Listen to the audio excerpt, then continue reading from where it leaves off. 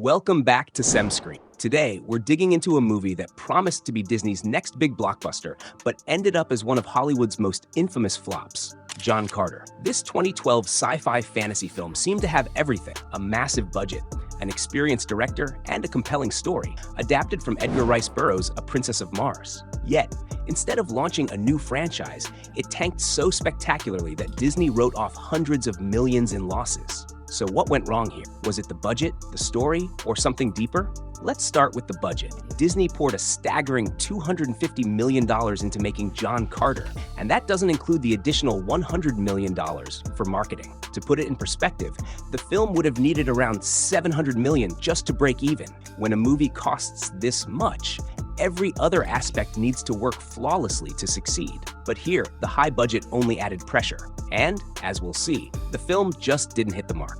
Now, marketing. Disney's marketing team ran into a serious dilemma. How do you sell a movie about Mars that's not really about our Mars? To try and appeal to a broader audience, they even dropped "of Mars" from the title. But this backfired. Without Mars, audiences didn't really know what the film was even about. The trailers felt vague and confusing, leaving many asking, who is John Carter, and why should we care?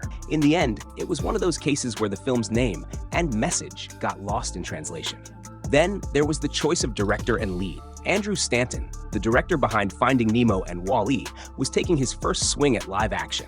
Now, while Stanton is incredible with animated storytelling, translating that to live-action sci-fi turned out to be much harder. And as for the cast, Taylor Kitsch, though talented, didn't quite have the star power to carry such an ambitious project on his own. It's not that he wasn't good, it's just that the project needed a huge name to draw in audiences.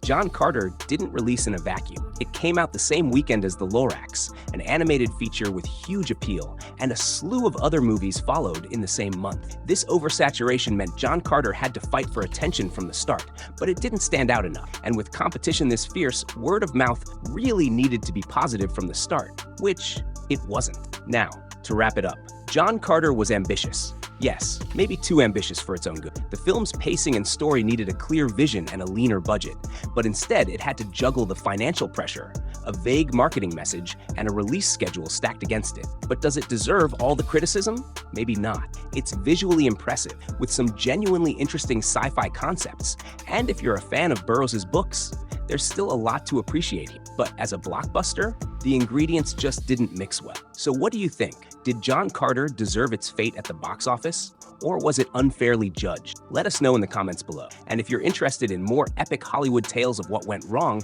check out our next video on why the Lone Ranger flopped. It's another wild story of high hopes and big budgets gone wrong. Just click on the screen and we'll see you over there. Don't forget to subscribe for more deep dives on SemScreen.